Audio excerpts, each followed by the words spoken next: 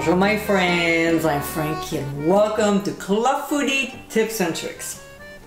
When it comes to seasoning blends, I prefer making my own because I can control what goes in it. That includes the level of sodium, which you can do when you buy commercial brands. In this video, I'll show you how to make my Creole seasoning mix. So my friends, let's get cooking.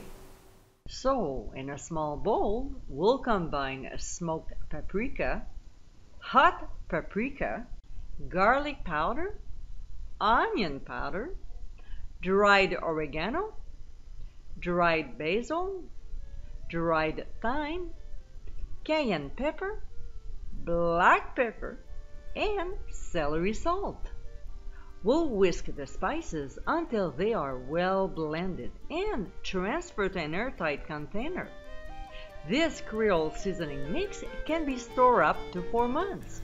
As you saw in this video, it is quick and easy to make my Creole seasoning mix.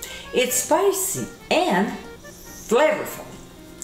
I hope you enjoyed tips and tricks of the day, and for more info, visit clubfoodie.com. Until next time, my friends, bon appétit!